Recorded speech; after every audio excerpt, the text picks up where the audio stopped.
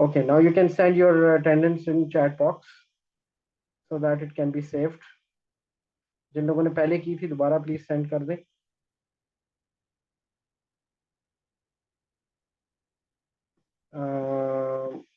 Manahil, Sabah, Noor, Iman, Zimal, Laiba, and Nadia. Please send your attendance again because your attendance was not saved before recording was started.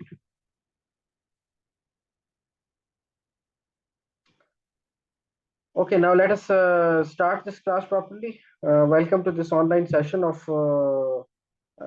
set theory and logic. And as you know, my name is Atif Hassan Suri, and I'm teaching you set theory and logic. And this is the lecture on quantifiers. As we started this lecture yesterday with the topic of quantifier, I defined in last class what was the quantifier with some examples. Um, I gave these definitions yesterday: predicate, which is an open sentence that involves variables, and those variables can have can be taken in a universal set or universe of discourse or a domain of that propositional function or predicate or open sentence, whatever we call it. So the set of values that are available to be substituted in a given predicate is called the universe of discourse or domain. And then we defined the set which is called the truth set as the collection of those objects that can make the open sentence a true proposition is called the truth set of the sentence. And we saw some examples of x square less than 5. We saw that for different truth sets, for different domains, we will have different truth sets. And then I also defined the equivalence of two predicates or two open sentences with two examples. Now, in today's lecture, we will start with the existential quantification. Actually, what we are talking about is the predicates होते हैं वो functions होते हैं, propositional functions होते हैं जिन्हें आप propositional functions कह सकते हैं. और as हमने लास्ट क्लास में जो डिस्कस किया था कि वो उनकी कुछ डोमेन होती है, उनका कुछ ट्रुथ सेट होता है. तो आप उसके ट्रुथ सेट को क्वांटिफाई कर सकते हैं. मींस उसको उसको आप डिटरमिन कर सकते हैं कि for how many values it can be true, right? So there are three types of quantifiers that we deal with predicates. एक उनमें है जी existential quantifier. दो आज के लेक्चर में हम दो quantifiers पढ़ेंगे. Number one is the existential quantifier and number two is the universal quantifier. And there is another third quantifier that we call existential unique quantification. So there are basically three types of quantifications for any predicates, right? So existential and universal quantifications differ in, and all of these three quantifications differ in terms of the number of values in a truth set. How many values are there in the truth set, that determines that what type of quantification are you dealing with. In the existential quantification, the definition says, for an open sentence P of X, the sentence there exists P of X. I hope you have seen this notation several times in mathematics, but today we will analyze it deeply.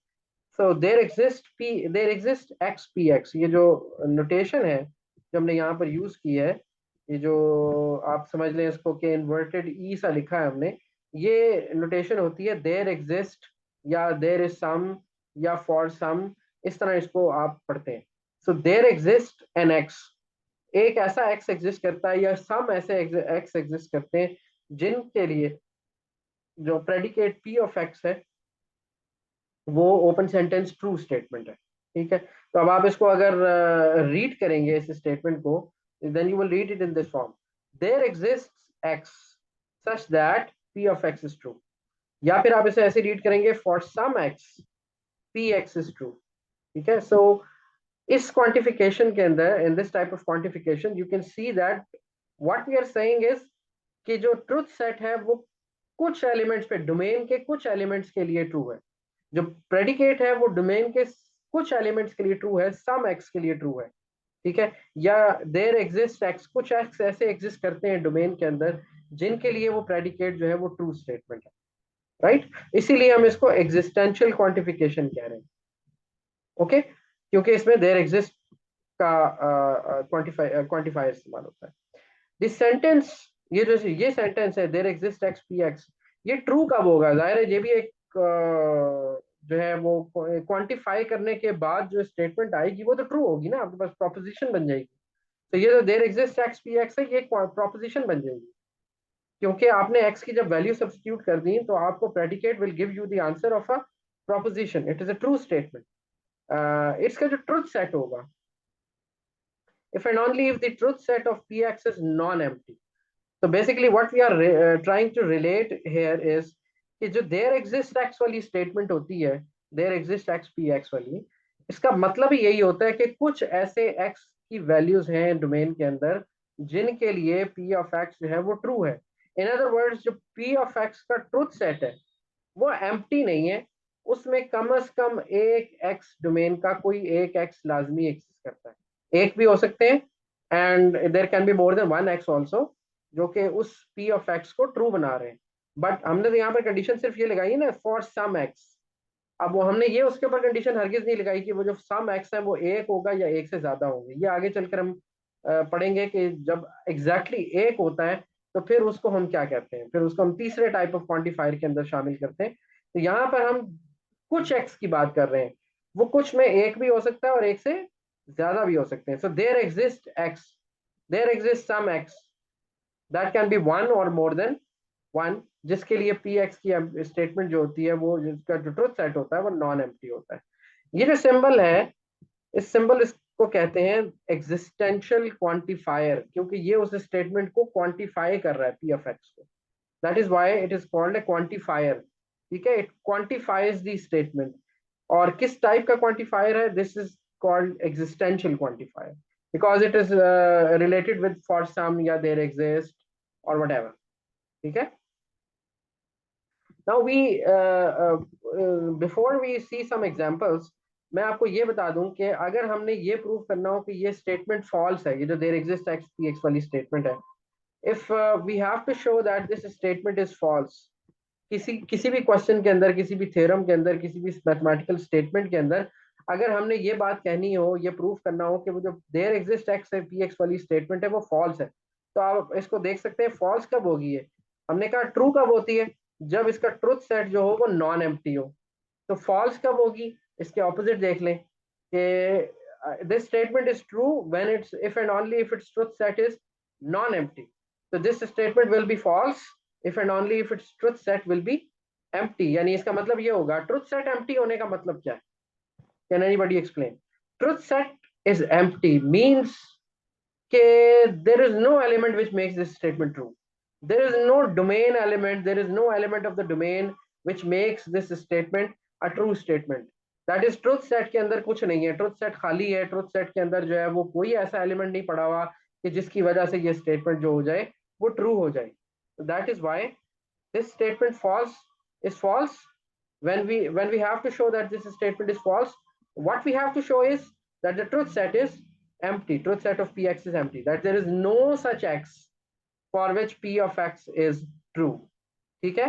अब ये इसका opposite हो गया, there exist X P X का opposite क्या हो गया? अगर आपने ये कहना है कि कोई ऐसे एक्स एग्जिस्ट करते हैं जो पी एक्स जिनके लिए ट्रू है, तो ये तो स्टेटमेंट हो गई ना there exist X P X वाली। अगर हमने ये कहना है ये स्टेटमेंट ट्रू नहीं है, इसका निगेशन बताना है, we are basically talking about the negation of this statement there exist X P X. जब हमने इस स्टेटमेंट को बताना है कि ये फॉल्स है, तो हमने कैसे बताना है? ये स्टेटमेंट ट्रू कब होती? जब इसका ट्रूथ सेट नॉन एम्प्टी होता। तो अगर हम ये कह रहे हैं कि ये स्टेटमेंट फॉल्स है, कोई सम एस अगर ट्रू होती तो हम कहते हैं ना कुछ एक्स ऐसे हैं जिनके लिए स्टेटमेंट ट्रू है। तो फॉल्स होने का क्या मतलब है? कि कोई भी एक्स ऐसा नहीं है जिसके लिए स्टेटमेंट ट्रू हो। तो for all x the statement is not true, for all x the statement is false, या the truth set of P x is empty. तो ये हमारा जो है वो this is how we state that some statement is true for some values and it is true for no value, ठीक है। Now let us see some examples related to this. The first example that I am taking is, let us examine the truth values of these statements for the universe R. Universe आपने लिया है the set of real numbers, okay, और आपने examine करना है इन इन जो ये जो ए बी सी पार्ट के अंदर जो ट्रुथ वैल्यूज दी हैं, A B C statement A B C part के अंदर जो ये प्रेडिकेट्स दिए हैं और इनके साथ क्वांटिफायर लगा हुआ है, क्वांटिफाइड स्टेटमेंट्स दिए हैं. We have to find that if these quantified statements have some truth values or they don't have any truth values. Yeah, these are true or false statements. Okay, so let us examine the first one. The first statement is there exists x, x is greater than equal to 3. In your opinion, अगर आप real numbers लें x को, ठीक है, आपने universe या domain जो लिया वो रियल नंबर्स लिए, so in your opinion will this statement be true or false? आप कहना चाह रहे हैं कि कुछ x ऐसे हैं जिनके लिए x की वैल्यू 3 या 3 से बड़ी होगी. तो कोई बता सकता है मुझे कि ये स्टेटमेंट ट्रू होगी या फॉल्स होगी? क्या कोई ऐसे x की वैल्यूज होंगी जो ग्रेटर देन इक्वल टू 3 हो, जो इस स्टेटमेंट को ट्रू कर दें?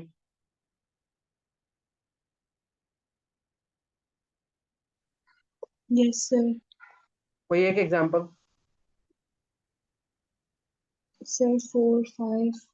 4 5 3 7 6 जो भी है, सारी 3 से बड़ी और 3 के इक्वल सारी स्टेटमेंट नंबर्स, रियल नंबर्स ऐसे हैं जो इस स्टेटमेंट को ट्रू कर देते हैं. सो ये स्टेटमेंट ट्रू है. There exist X. आपने बताना है स्टेटमेंट कब ट्रू होगी, जब इसका ट्रुथ सेट नॉन एम्प्टी हो. अब ट्रुथ सेट में कितने एलिमेंट निकाल लिए आपने? बहुत सारे निकाले ना. 3 भी है, 3.1 3.2 4 4.1 4.2 4.3 4 5 तक जितने भी हैं, और इसके अलावा जितने भी उससे बड़े एलिमेंट्स हैं वो सारे, ठीक है, वो सारे के सारे स्टेटमेंट को ट्रू बना रहे हैं. तो आपको कम से कम एक चाहिए था. There are more than one. That is why this statement will be a true statement. Now let us examine the second statement. There exists x such that x square is equal to 0. So can you find a real number which makes this statement x square equal to 0 a true statement? Yes sir. 0. 0 itself. ठीक है. So x is equal to 0 के ऊपर ये statement true हो जाती है. तो there exists x के अंदर तो आपकी शर्त क्या थी कि कम से कम एक x ऐसा एग्जिस्ट करना चाहिए. So you have found one x.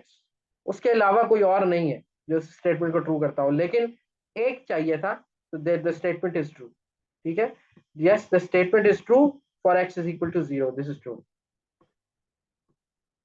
और हेयर यहाँ पे लातादाद ऐसे x हैं जिनके लिए ट्रू है. 3 भी है, 3.1 3.2 3.3 3.4 3.111 जितने भी रियल नंबर्स हैं 3 से बड़े वो सारे हैं.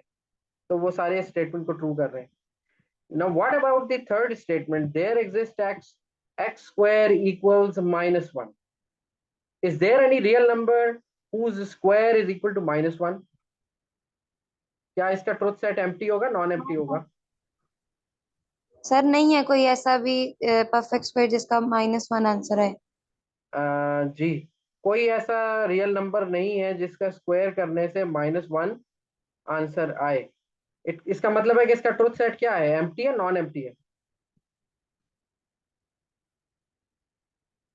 इस एक्स स्क्वायर माइनस, हाँ, एक्स स्क्वायर इक्वल्स -1 का जो ट्रुथ सेट है वो एम्प्टी है.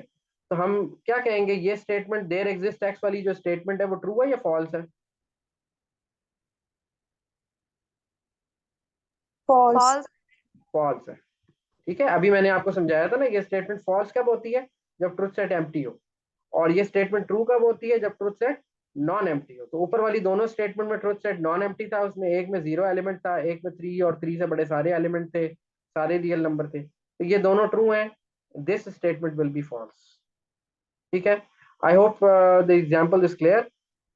अगर मैं यहाँ पर रियल डोमेन की जगह पे नेचुरल डोमेन ले लूँ, मतलब नेचुरल नंबर्स की डोमेन या यूनिवर्स जो है वो नेचुरल नंबर्स का ले लूँ, n, if I take n as the universe of discourse, then what can you say about the truth values of these three statements A, B, and C? What about the A statement? Is it true when x is a natural number? Yes sir. True है. True है because B की false वाली false ही रहेगी. Last वाली false ही रहेगी. और B भी false होगी. बी भी फॉल्स होगा। बी क्यों Yes, फॉल्स sir. होगा? सर क्योंकि सर होल नेचुरल नंबर्स में नंबर जीरो जीरो में आता है। नहीं होता, नेचुरल नेचुरल नंबर में नंबर, जीरो नहीं natural number zero start from 1। Yes, so that is why ये भी false है, ये भी false है। the only one statement is true which is first state। ठीक है, I hope it is clear। Similarly अगर मैं ट्रुथ सेट ये ले लेता हूँ मिसाल के तौर पर 1 0 और आई, और ट्रुथ सेट नहीं सॉरी डोमेन मैं ये ले लेता हूँ, domain of discourse, universe of discourse में ये 3 एलिमेंट्स में मुश्तमिल डोमेन ले लेता हूँ 1 0 and iota. What about these 3 statements?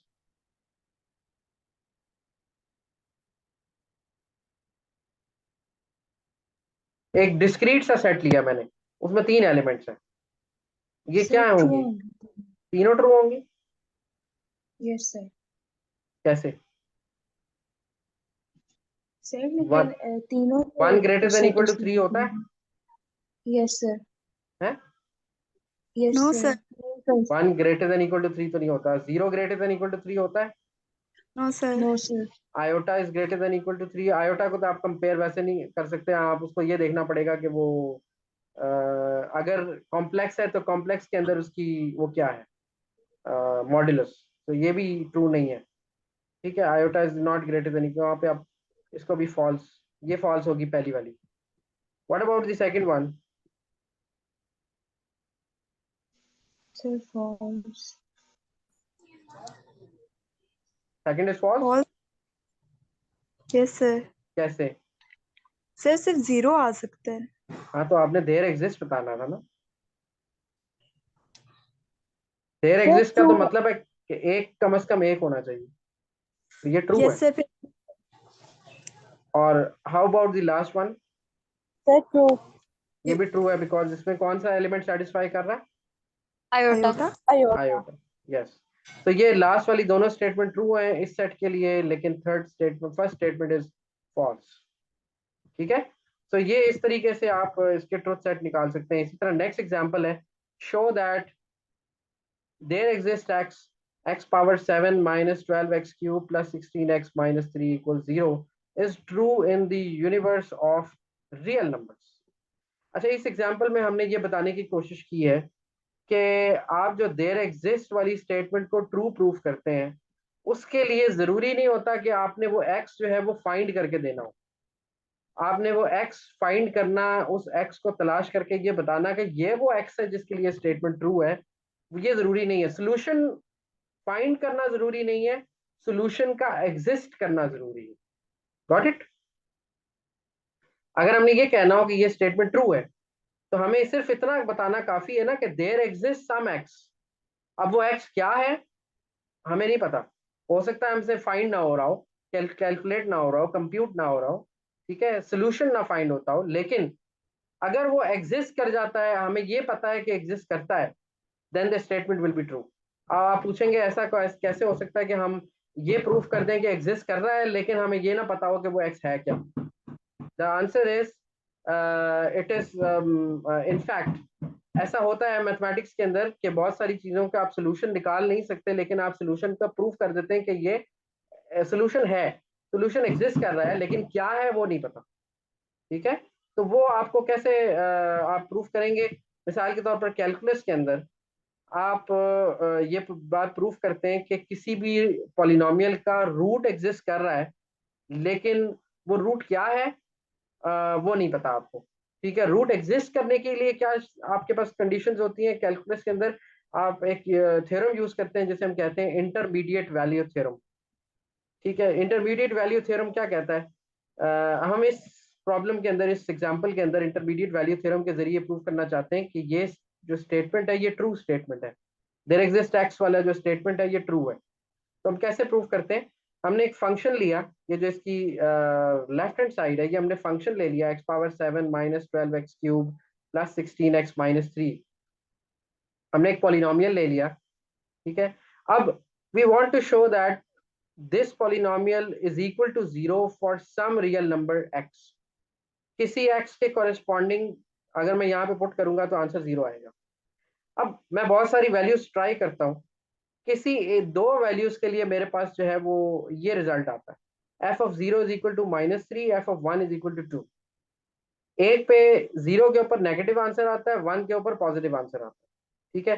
तो कैलकुलस हमें ये बताती है, कैलकुलस के अंदर हमने ये पढ़ा है कि अगर ऐसा हो कि पॉलिनोमियल या कोई जो फंक्शन आपको दिया हुआ है वो किसी एक पॉइंट के लिए जो है वो नेगेटिव आंसर दे रहा हो, जैसे यहाँ पर, और किसी एक पॉइंट के लिए पॉजिटिव आंसर दे रहा हो, और फंक्शन कॉन्टिन्यूस कर्व भी हो, तो फिर इसका मतलब है कि दरमियान में कोई ऐसा पॉइंट होगा जहां पर वो 0 आंसर देगा।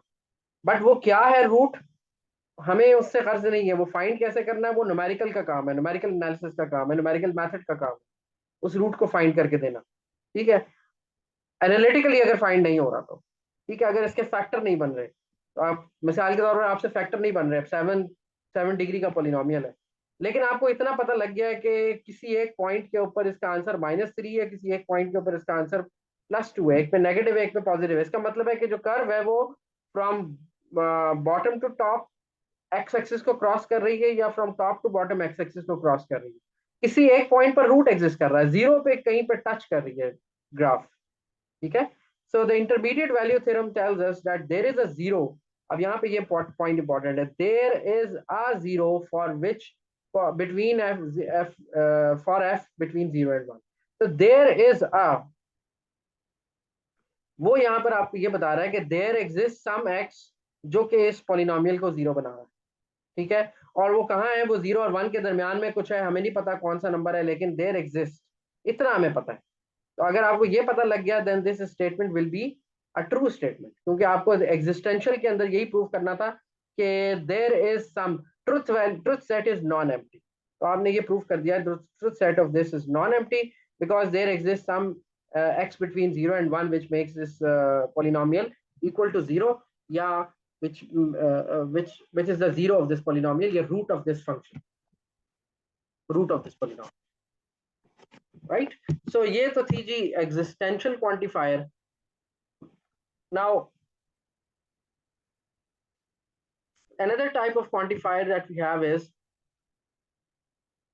universal quantification. Universal quantification as compared to the existential quantification says that existential में आपने ये कहा था कि कुछ x यूनिवर्स के अंदर या डोमेन के अंदर कुछ x ऐसे वैल्यूज होंगी जिनके लिए स्टेटमेंट ट्रू होगी। यूनिवर्सल क्वांटिफिकेशन ये कहती है कि for all x the statement will be true statement, ठीक है। तो if you are talking about the universal quantifier, you are saying the sentence for all x p x, इसको आप पढ़ते कैसे, for all x p x, ठीक है। तो फॉर ऑल, ये सिंबल जो है वो फॉर ऑल का सिंबल होता है, आपने शायद पहले मैथमेटिक्स के अंदर ये सिंबल्स पढ़े हुए हैं, बट इस वक्त हम उनको डिटेल में एनालाइज कर रहे हैं कि what is the meaning of these statements. तो जो फॉर ऑल होता है इसका मतलब क्या होता है कि पी एक्स जो प्रेडिकेट है या ओपन सेंटेंस है ये ट्रू होगा डोमेन के हर पॉइंट के लिए, फॉर ऑल एक्स, ठीक है। सो ये, और ये ट्रू कब होगा, इसका मतलब है कि जो ये ट्रू होगा if and only if the truth set of P x is the entire universe. तो इसका जो ट्रुथ सेट है अगर वो पूरे का पूरा यूनिवर्सल सेट हो, यूनिवर्सल सेट के हर पॉइंट के लिए ये स्टेटमेंट ट्रू हो, तो तब आप जाके ये कहेंगे कि जो P x for all x P x statement है ये एक ट्रू स्टेटमेंट है। तो अब आप मुझे खुद बता दें कि ये स्टेटमेंट आपके ख्याल में फिर फॉल्स कब होगी।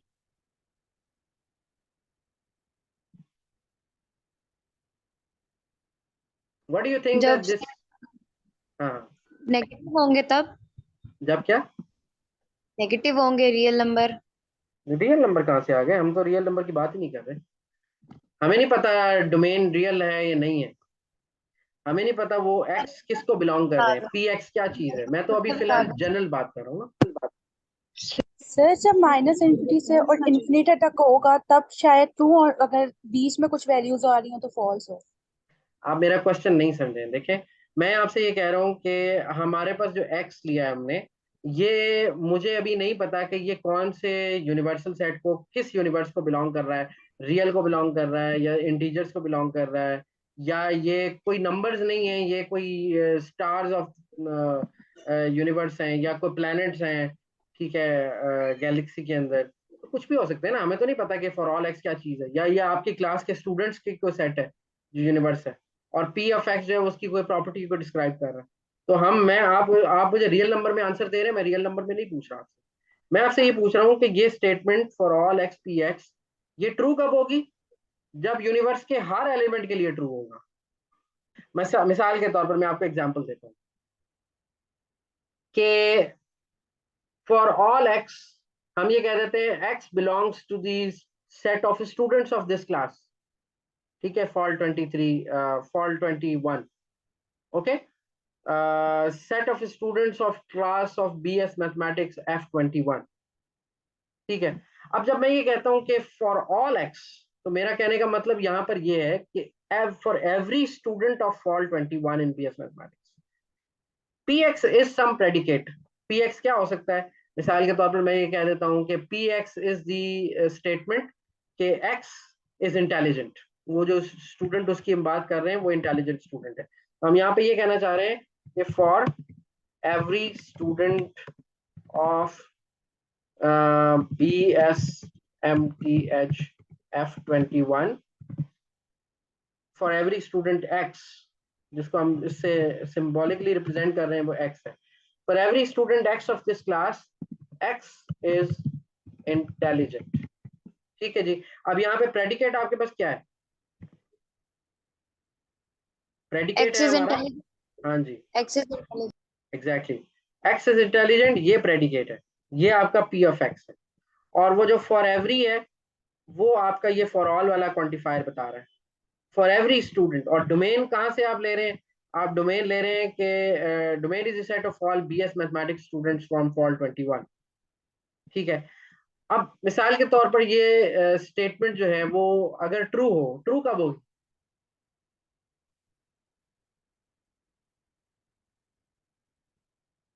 ये स्टेटमेंट कब ट्रू होगी? सर जब एक स्पेसिफिक नेम आ जाएगा। एक स्पेसिफिक नेम नहीं आएगा। ये स्टेटमेंट ट्रू कब होगी? फॉर एवरी वाली स्टेटमेंट, फॉर ऑल वाली स्टेटमेंट कब ट्रू होगी? जब इस क्लास का हर एक student, if I name each one of you, ठीक है, जितने भी हैं, अगर हर स्टूडेंट इस क्लास का इंटेलिजेंट होगा तो ये स्टेटमेंट ट्रू होगी। लेकिन ये स्टेटमेंट फॉल्स कब होगी?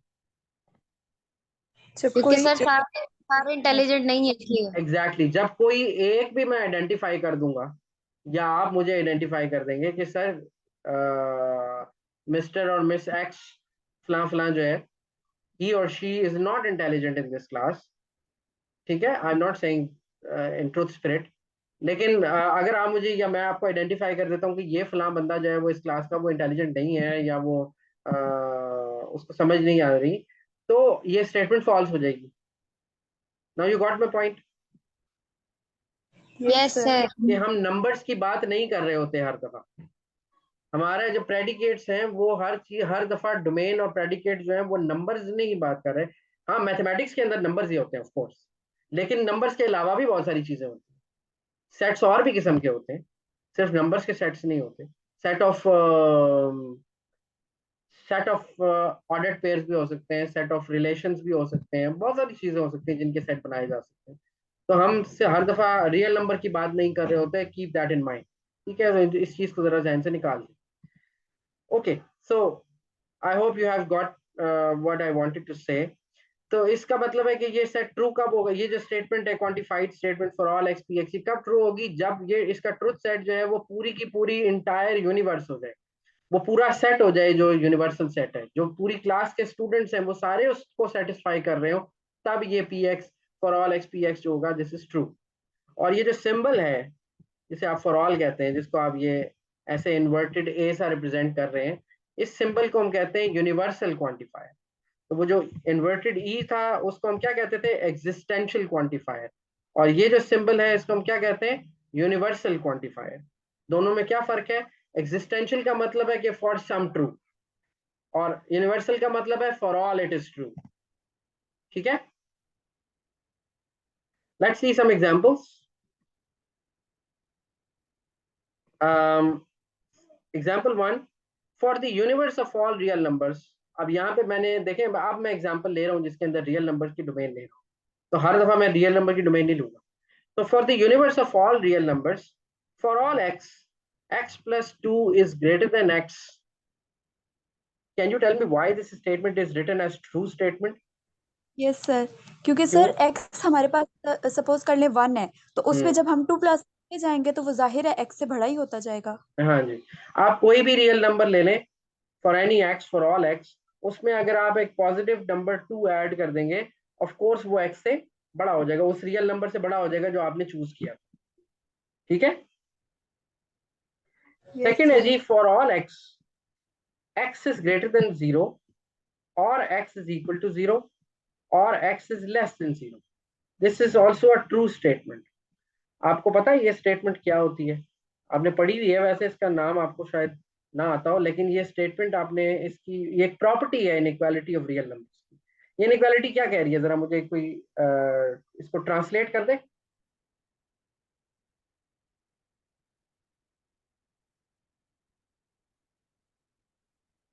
आगे लिखी हुई है ट्रांसलेशन इसकी। ये प्रॉपर्टी है रियल नंबर्स के अंदर, जिसे आप कहते हैं trichotomy property of inequality of real numbers. ठीक है, आपने एफएससी के अंदर वो प्रॉपर्टीज ऑफ रियल नंबर्स और प्रॉपर्टीज ऑफ इक्वालिटीज वो सारी पढ़ी हैं। उसके अंदर ये प्रॉपर्टी आती थी trichotomy property of inequality of real number. इसका मतलब ये होता है कि कोई से भी रियल नंबर हो, या तो वो ग्रेटर देन 0 होगा, या वो लेस देन 0 होगा, या फिर इक्वल टू 0 होगा। देर आर ओनली 3 पॉसिबिलिटीज जिनमें से वो होगा। या तो वो पॉजिटिव होगा, every real number either it is positive और नेगेटिव और 0। There are only 3 possibilities for any real number. ठीक है, so this statement is true. Why true? We all know that every universal property, सबको पता है कि real numbers के अंदर प्रॉपर्टी होल्ड कर रही है। कोई सा भी रियल नंबर या तो वो पॉजिटिव होता है, या आप उसे रियल लाइन के लेफ्ट पर लिखते हैं नेगेटिव हो तो, राइट पर लिखते हैं अगर पॉजिटिव हो तो, या दरमियान में लिखते हैं अगर वो 0 हो तो। ठीक है, तो 3 ही पॉसिबिलिटीज है रियल नंबर के लिए। So this statement is also true. Next जो प्रॉपर्टी है, जो क्वांटिफाइड स्टेटमेंट है, वो क्या कहती है? For all x, x is greater than equal to 3। ठीक है, अभी मैंने बताया थोड़ी देर पहले कि फॉल्स कब होती है, ये क्वांटिफाई फॉर ऑल वाली स्टेटमेंट फॉल्स कब होती है? जब कोई एक भी ना आ रहा हो। जब कोई एक ऐसा हो जिसके लिए स्टेटमेंट फॉल्स हो जाए। तो क्या for all x, x greater than equal to 3, क्या हर रियल नंबर 3 से बड़ा या 3 के इक्वल होता है? No sir. फिर कोई एक एग्जांपल दे दे, कोई नहीं होता तो। 1 2 और 1 नहीं नेगेटिव होता, नंबर। 2 नहीं होता, नेगेटिव नहीं होते। ठीक है, there are lot of examples. Okay, so this statement, that is why it is false statement. ठीक है, फॉर ऑल वाली स्टेटमेंट कब फॉल्स होगी? जब ट्रुथ सेट जो होगा वो एंटायर यूनिवर्स नहीं होगी। जब एंटायर यूनिवर्स में से कोई एक ऐसी एग्जांपल आप तलाश कर लेंगे जिसको आप कह देंगे कि इसके लिए स्टेटमेंट ट्रू नहीं है। Okay, now similarly the last example, for all x absolute x is greater than 0 is a false statement. आपने इन स्टेटमेंट्स को जरा गौर से समझ के आंसर करना होगा। ठीक है, ये ना हो कि आप बगैर सोचे समझे जल्दी भी आंसर दे दें, आपका आंसर गलत हो जाए। तो ये हम यहाँ पे कह रहे हैं कि हर रियल नंबर जो होता है उसका एब्सोल्यूट 0 से बड़ा होता है, वो पॉजिटिव होता है उसका एब्सोल्यूट। Is that true?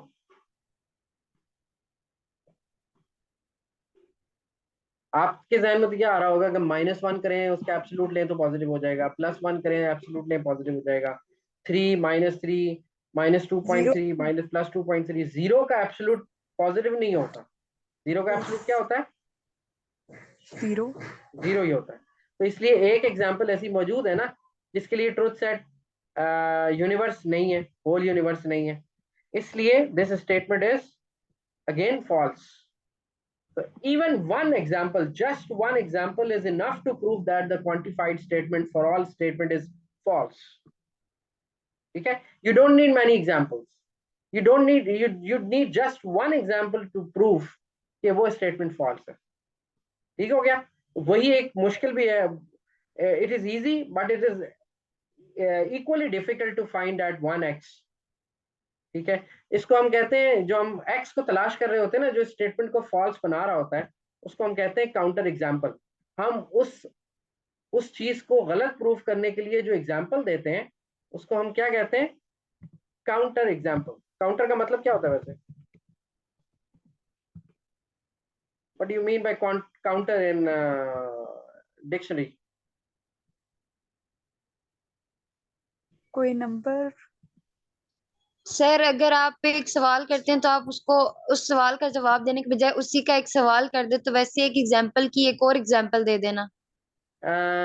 आपने एग्जाम्पल चूज करने की कोशिश ठीक की है, लेकिन उसका आखिर में मफहूम गलत बना दिया है।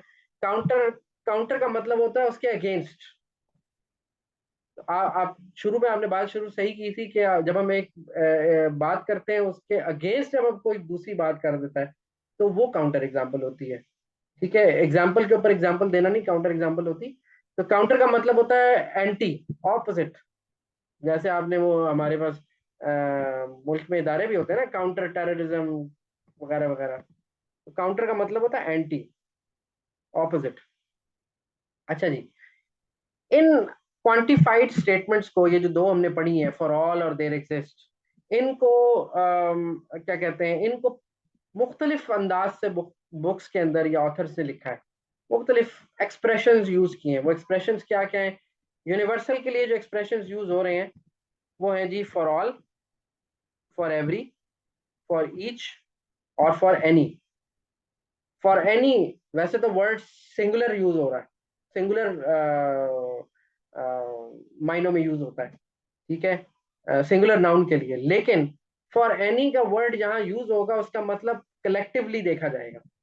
फॉर एनी का मतलब होगा कि आप उस डोमेन में से कोई सा भी रैंडमली पिक कर लें एलिमेंट, वो स्टेटमेंट उस एलिमेंट के लिए ट्रू है। फॉर एनी का ये मतलब लिया जाता है, ठीक है। ऑल्दो वो सिंगुलर नाउन है, लेकिन वो एक कलेक्शन को रिप्रेजेंट कर रहा है कि उस कलेक्शन के अंदर से कोई सा भी एलिमेंट आपने ले लिया, for any element the statement is true. तो ये सारी स्टेटमेंट जो है, ये सारे एक्सप्रेशंस यूज होते हैं यूनिवर्सल क्वांटिफायर के लिए। अच्छा, ये जरा कॉल डिस्कनेक्ट हो रही है, I am going to reconnect. आप जो है वो दोबारा ज्वाइन करें फॉर नेक्स्ट 10 मिनट्स, ठीक है।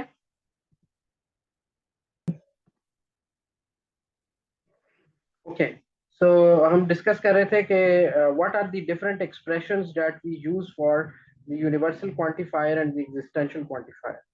So the different expressions that are used for the universal quantifier are for all, for every, for each, या for any, ठीक है। And the different expressions that we use for the existential quantifier are these। वो क्या है जी? हम use करते हैं for some।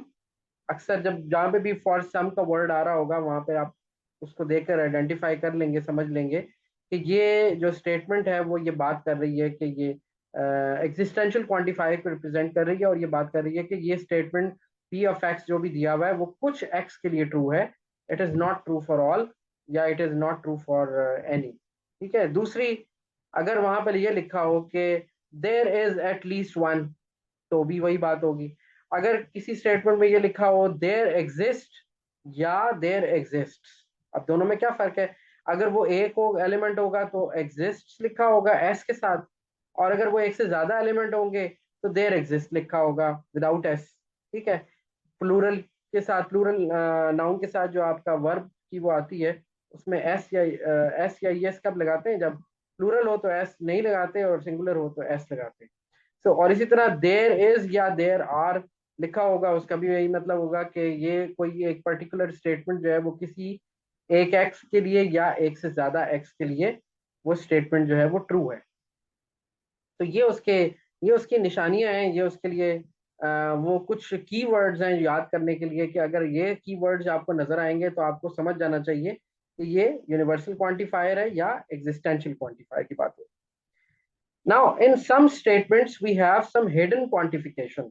मतलब वहां पर क्वांटिफायर लिखा नहीं होता, दिया नहीं होता, लेकिन जो उस सब्जेक्ट को जानते हैं, जो उस टॉपिक के बारे में वाकफियत है जिनको, उनको ये पता होता है कि ये कौन से क्वांटिफायर की यहाँ बात हो रही है। Are we talking about a property as a whole for all universe, या हम किसी प्रॉपर्टी को किसी खास कुछ सम एक्स के लिए डिस्कस कर रहे हैं? ठीक है, ये उन लोगों को ही पता होता है जो उस सब्जेक्ट के स्पेशलिस्ट होते हैं। आपका अगर मैथमेटिक्स सब्जेक्ट है तो आपको पता है कि अगर हमने कोई स्टेटमेंट लिखी है तो उसका मतलब जो है वो फॉर ऑल के अंदर जा रहा है या देयर एग्जिस्ट के अंदर जा रहा है। ठीक है, आमतौर पे हम ये अवॉइड करते हैं मैथमेटिक्स के अंदर, हम बड़ी प्रिसाइज स्टेटमेंट्स लिखते हैं, इस तरह नहीं लिखते कि वो उसमें कंफ्यूजन हो कि ऑल या एग्जिस्ट के वर्ड्स हम वहां से हटाकर नहीं लिखते, ठीक है, क्योंकि कंफ्यूजन क्रिएट मैथमेटिक्स तो कभी नहीं करती। तो इसलिए लेकिन अगर ना भी लिखा हो तो as a mathematician, as a specialist, subject specialist, आपको पता होगा कि यहाँ पर मीनिंग क्या है। मिसाल के तौर पर the statement polynomial functions are continuous, अगर किसी लेमैन ने ये स्टेटमेंट लिख दिया जिसका ताल्लुक मैथमेटिक्स से नहीं था, ठीक है, और या वो मैथमेटिक्स लिखना नहीं जानता था सही तरीके से, उसने लिख दिया कि पॉलिनोमियल फंक्शंस आर कॉन्टिन्यूअस, ठीक है, तो बाय अब्यूज ऑफ लैंग्वेज उसने लिखा है ना, उसने यहाँ पर फॉर ऑल या एग्जिस्ट के वर्ड को लिखा नहीं है, मतलब आपको समझने में दुश्वारी है। लेकिन जिसको ये पता है कि आप क्या बात कर रहे हैं, किस सब्जेक्ट के बारे में, कॉन्टिन्यूटी का जिसको पता है, जिसको पोलिनोमियल फंक्शंस का पता है, और जिनको उनकी प्रॉपर्टीज का पता है, दे कैन इजीली आइडेंटिफाई के because all polynomial functions are continuous, so we mean here that we are talking about the universal quantifier. Similarly, the statement rational functions have vertical asymptotes, तो अगर किसी ने जो है वो कहीं पे ये स्टेटमेंट लिखी हुई देखी है, तो उसको अगर वो सब्जेक्ट को जानता है, रैशनल फंक्शंस का उसे पता है, उसे वर्टिकल एसिम्प्टोट्स का पता है, तो फिर वो फौरन पहचान जाएगा कि हर रैशनल फंक्शंस के जो होते हैं, कुछ रैशनल फंक्शंस के वर्टिकल एसिम्प्टोट्स होते हैं, कुछ के नहीं होते। मिसाल के तौर पर किन के नहीं होते ये आपको अच्छी तरह अंदाजा होगा। मैं आपको मिसाल के तौर पर बता देता हूँ कि अगर x over x minus one, ठीक है, ये एक रैशनल फंक्शन है, इसका वर्टिकल एसिम्प्टोट है x is equal to one के ऊपर, वन के ऊपर यहाँ पर जो है वो एक प्लस इन्फिनिटी और एक माइनस इन्फिनिटी की तरफ ये ग्राफ जो है वो अप्रोच कर रहा है, as x approaches to one from left side और फ्रॉम राइट साइड। लेकिन अगर ये फंक्शन लूँ मैं x over x square plus one, तो आपको पता है कि एक्स स्क्वायर प्लस वन कभी भी जीरो नहीं होता, डिनोमिनेटर इज नेवर जीरो, यहाँ पर जीरो नहीं होगा, तो इसलिए ये फंक्शन जो है इसका कोई वर्टिकल एसिम्प्टोट नहीं है, हालांकि ये रैशनल फंक्शन है। तो एग्जांपल देने का मकसद सिर्फ यहाँ पर आपको वो क्लैरिफाई करना था कि कौन से रैशनल फंक्शंस होते हैं, कौन से नहीं होते, और हम सम का वर्ड यहाँ पर क्यों मुराद ले रहे हैं, ठीक है। तो यहाँ पे लिखा हुआ नहीं है, लेकिन यहाँ पे हिडन क्वांटिफिकेशन है, हमें समझ जाना चाहिए कि we are talking about some या ऑल, ठीक है। तो एनीवे एक तो कुछ समटाइम्स ऐसा होता है कि क्वांटिफिकेशन जो होती हैं वो हिडन भी होती है। अच्छा, अब हम बड़ी इंपॉर्टेंट और इंटरेस्टिंग एग्जांपल्स ले रहे हैं कि how to translate English sentences into quantified state.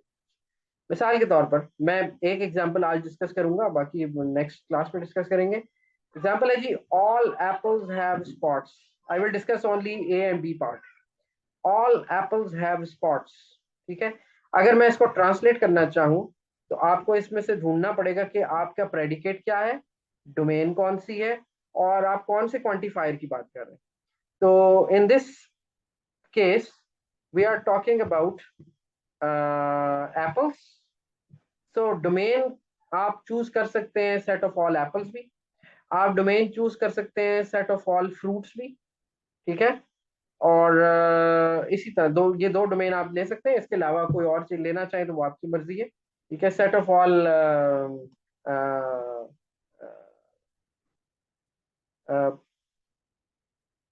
Set of all vegetables and fruits भी ले सकते हैं, ठीक है, या set of all fruits grown above the ground, या something like that on the trees, इस तरह की कोई एग्जांपल डोमेन। एनीवे जो भी आप डोमेन लेंगे, मैं यहाँ पे इजीएस्ट डोमेन लेता हूँ, the set of all apples, ठीक है। जो प्रेडिकेट है, जो उसकी आपकी खूबी की बात कर रहे हैं जिस, वो क्या है कि एप्पल्स हैव स्पॉट्स। तो यहाँ पे जो डोमेन हम ले रहे हैं, let me write down this example. तो आप डोमेन जो ले रहे हैं वो ले रहे हैं सेट ऑफ ऑल एप्पल्स, ठीक है। और आप जो क्वांटिफायर यहाँ पे यूज कर रहे हैं, क्वांटिफिकेशन, वो कौन सी है, वो है यूनिवर्सल क्वांटिफायर। क्यों?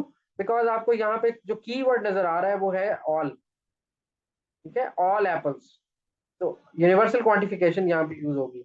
और जो प्रेडिकेट है वो क्या है, अगर मैं x को रिप्रेजेंट करूं किसी एप्पल से, तो x हैज स्पॉट्स, हम ये कहना चाह रहे हैं, ये आपका प्रेडिकेट p ऑफ x है, इसको हम कह देते हैं लेट्स सपोज ये P of X है, ठीक है, X हैज स्पॉट्स। अब अगर मैं इस इन तीन चीजों को ध्यान में रखते हुए इस स्टेटमेंट को ट्रांसलेट करूं तो इस स्टेटमेंट का वो क्या बनेगा, फॉर ऑल X के फॉर एवरी या for all apples in the set, for all objects in the set of apples, for all objects X in the domain which is a set of apples, we have P of X property will be true. And what is that P of X property? That X has spots. ठीक है, तो ये statement बनेगी। अगर मैं इसको read करूं तो ये स्टेटमेंट मैं मैथमेटिकली कैसे रीड करूंगा कि फॉर एवरी या for all X, for all objects X in this domain, in the domain of set of all apples, P of X, X has spots। ठीक है, तो इसको मैं इसके इसका ट्रांसलेशन क्या होगा, वैसे तो हम ट्रांसलेट ओरिजिनल स्टेटमेंट को हमने इसमें ट्रांसलेट किया है, लेकिन अगर मैं इसको एक और तरह लिखना चाहूँ, ये स्टेटमेंट क्या होगी, for all objects X in the set of apples, X has spots। ठीक है, तो ये all apples have spots can be written in another form in like this। तो ये भी एक आपको अल्टरनेट वे बता दिया एक्सप्रेस करने का, इंग्लिश में कैसे एक्सप्रेस करते हैं, और वही चीज आप समटाइम्स लॉजिक में या मैथमेटिक्स में उसको कैसे एक्सप्रेस करते हैं। ठीक है, now this was the example. अब टाइम अप हो गया तो मैं मजीद आगे नहीं जा सकता। Some apples have spots, I wanted to discuss more examples but we will discuss it in the live class next time इंशाल्लाह। So if you have any question आप पूछ सकते हैं, या कीप इट सेफ, आप उसको बचा कर रखें और मुझसे क्लास में आप पूछ लें, that is also possible. You want to ask any question right now? No, sir. Okay, that's great. So I hope this is clear, and we are going to end this session, and I hope